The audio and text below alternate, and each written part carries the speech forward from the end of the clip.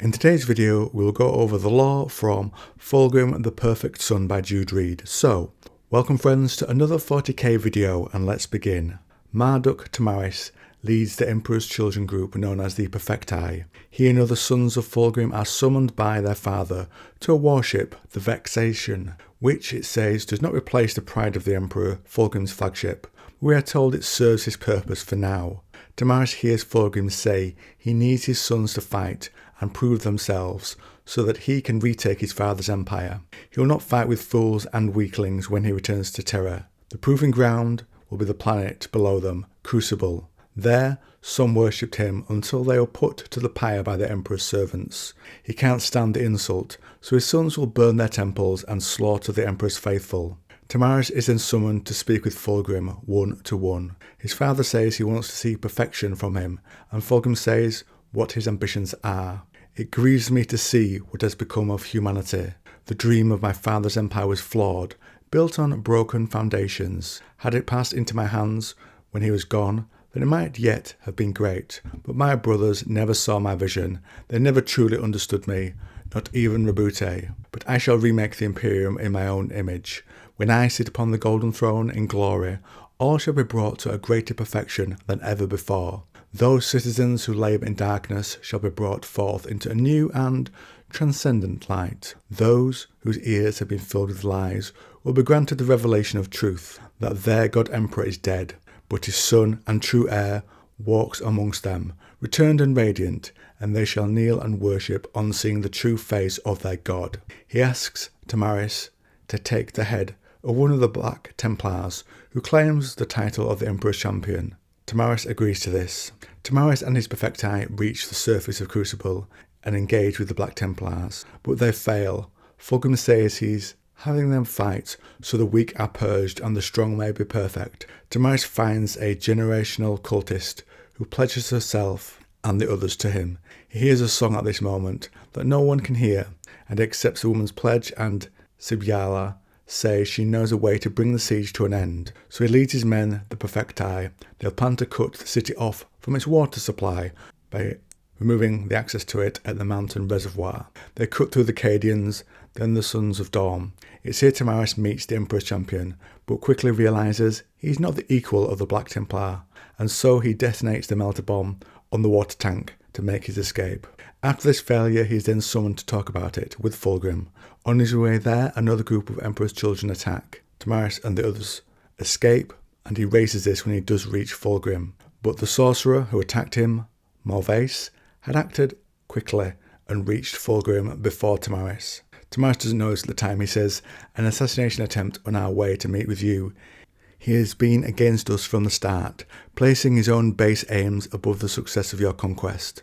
And then, as I mentioned, it's revealed Malvace has gotten ahead of Tamaris and has already spoken to Fulgrim, saying that Tamaris might say what he did just say as an excuse for his failures. Fulgrim says they must both fight, and you who would call yourselves my sons, draw your weapons, prove your worth to me in blood.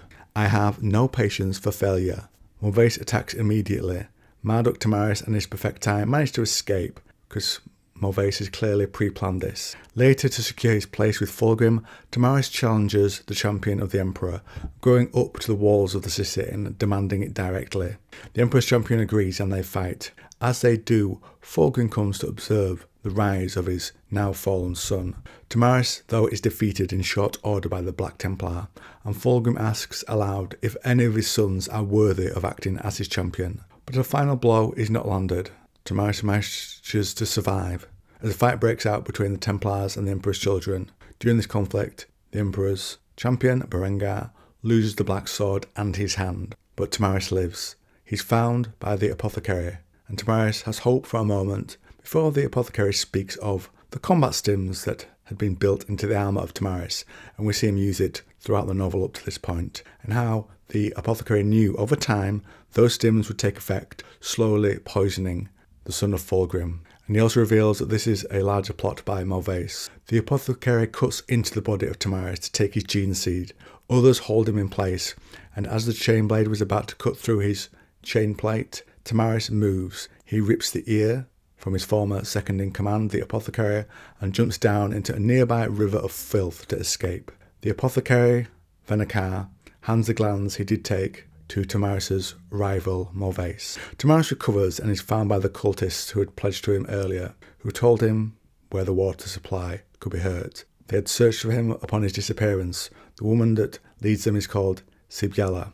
At this moment, nearby, a demon speaks from deep within a cave and offers Tamaris a gift to aid him, a way to recover his place at Fulgrim's side, and it whispers into his ear what it will cost him. And so he does as was asked. He takes the lives of all the pledged cultists that have come to rescue him and then feeds on their flesh. At the city, as the conflict has gone on, the wall falls and the Emperor's children get inside. Tamaris hears Fulgrim lay down what will happen. He says, "Bring me the head of the Emperor's champion. The one who does that will make war at my right hand until terror itself is conquered." Empowered with his new demonic ally, he gets inside the city. Tamaris first found his betrayer, the apothecary.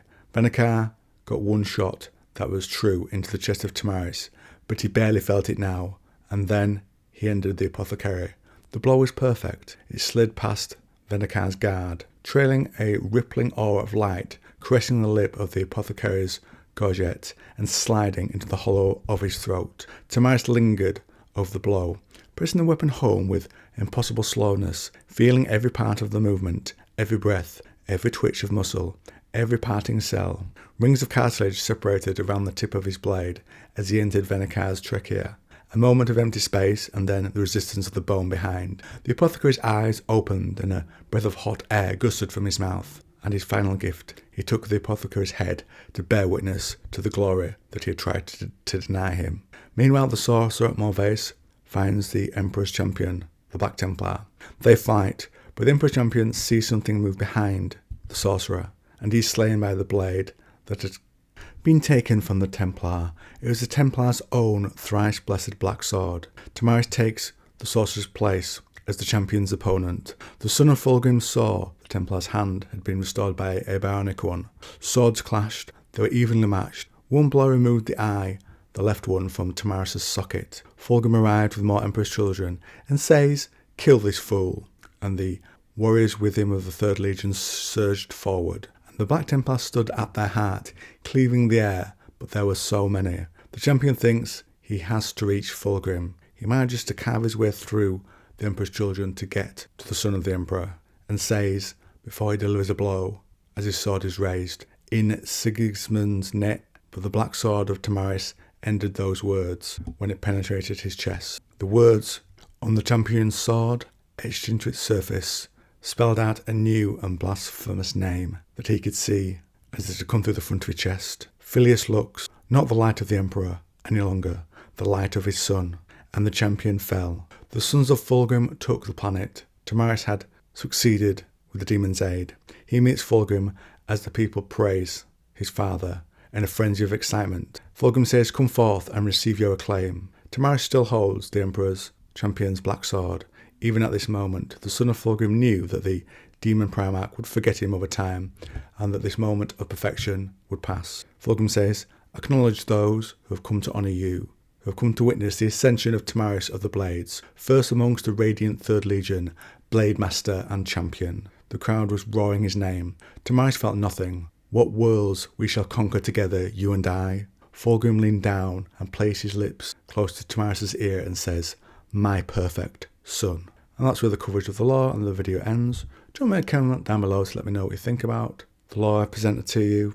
Overall, I would say the book is a solid Baltimore novel, but it doesn't have what I really wanted, which is that slightly deeper insight into Fulgrim. We don't get any lore of where he's been or even what he thinks about his brothers, apart from a little bit about Rabute. So I'm not sure at this stage he actually knows Rabute is even alive. Anyway, let me know what you think. Do you want to make a comment down below? If you like this video on 40k, I've got some more coming up next week, so check them out.